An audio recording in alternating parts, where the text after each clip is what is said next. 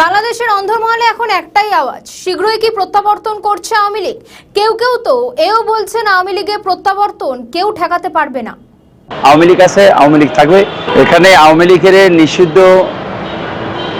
এটা আমার মনে হয় বিএনপি ইচ্ছাকৃতভাবে এটা করে নাই।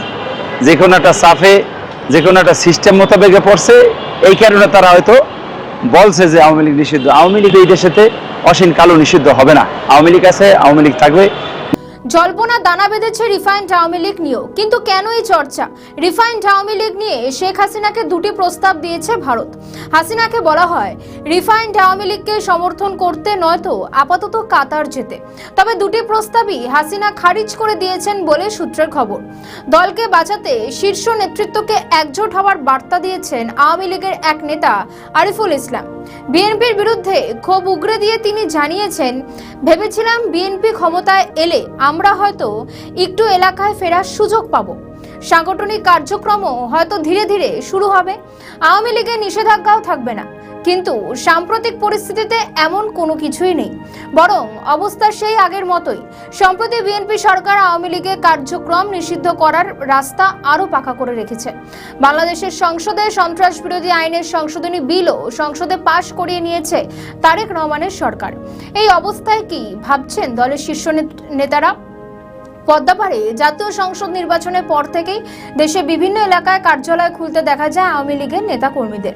তবে কার্যক্রম খোলা নিয়ে বেশ কিছু জায়গায় উত্তপ্ত পরিবেশও তৈরি হয়েছিল। ফলে শেষ অবধি দেশের কোনো স্থানেই আওয়ামী লীগের কার্যালয় খোলা রাখা বা কার্যক্রম পরিচালনা সম্ভব হয়নি।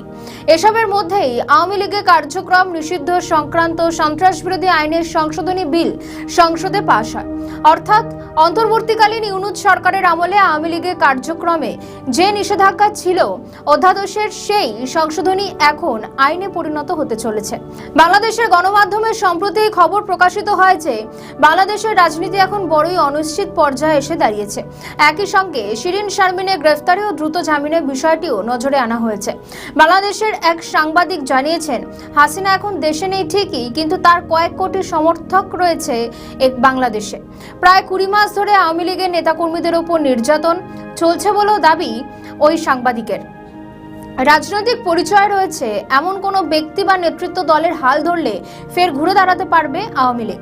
এরই সঙ্গে দানা বেঁধেছে এক তারকা ক্রিকেটারের ফেসবুক পোস্টকে ঘিরেও। বাংলাদেশ ক্রিকেটের সাবেক অধিনায়ক ও সাবেক সংসদ সদস্য মাশরাফি বিন মুর্তজার পোস্ট এখন বাংলাদেশের সমাজ মাধ্যমে রীতিমতো ভাইরাল।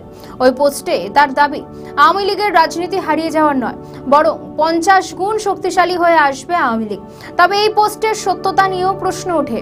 আওয়ামী লীগের আরও এক নেতা তিনি দাবি করেন, নেতাদের মধ্যে দেশের বাইরে অনেকেই আছেন, কিন্তু তার মানে এই নয় যে বাইরে বসে আওয়ামী লীগকে পরিচালনা করা হচ্ছে। আওয়ামী লীগের নেতা কর্মীরা বাংলাদেশের ভেতরে থেকেই আন্দোলন করছে।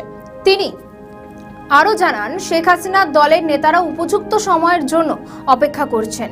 যদি সুযোগ থাকে, যদি দেশের আইনের শাসন প্রতিষ্ঠা হয়, তখন আওয়ামী লীগের কোনো নেতা আত্মগোপনেও থাকবেন না, স্বেচ্ছা নির্বাসন বা বিদেশেও থাকবেন না।